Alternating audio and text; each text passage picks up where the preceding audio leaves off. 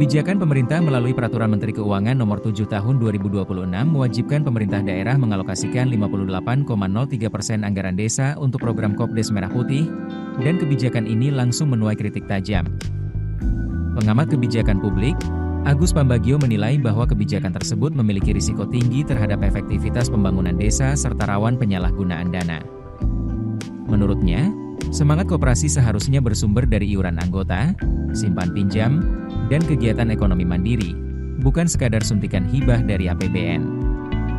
Kata dia, ide koperasi itu dibangun oleh dana iuran anggota, simpan pinjam, dan sebagainya.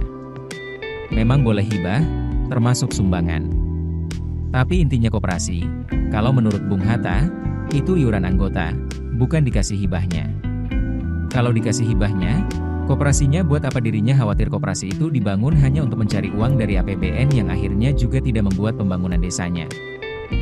Agus juga meragukan keefektifan penyaluran dana desa ke koperasi mengingat catatan kebocoran dana di tingkat desa yang masih tinggi. Ia mengingatkan sejarah di mana banyak koperasi menghabiskan anggaran negara, berujung pada pemutihan utang dan hilangnya dana tanpa kejelasan usaha. Kata dia, pemerintah harus hati-hati, nanti akhirnya macet. Kalau koperasi dibangun dengan dana hibah dari APBN, saya 99% ragu koperasi itu akan hidup. Nanti siapa ketua koperasinya? Uangnya digelapkan. Kita lihat 2-3 tahun ke depan apakah omongan saya betul atau tidak. Potongan anggaran desa hingga hampir 60% ini berdampak besar pada program pemberdayaan dan infrastruktur dasar yang biasanya direncanakan lewat Musyawarah Perencanaan Pembangunan Desa, Musrenbangdes.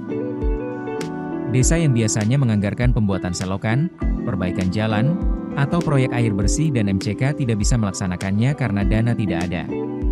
Proyek-proyek itu ditetapkan berdasarkan musyawarah masyarakat desa, artinya memang yang dibutuhkan oleh masyarakat. Agus menilai kebijakan ini terkesan terburu-buru, tanpa studi kebutuhan koperasi per daerah dan tanpa landasan kebijakan publik yang kuat. Pemerintah ini maunya buru-buru gitu loh. Karena pemerintah membangun semuanya program-programnya tanpa underlying, tanpa landasan hukum yang jelas. Keputusan bisnis terbaik datang dari data, bukan tebakan. Mudah berlangganan Business Insight dengan subscribe with Google.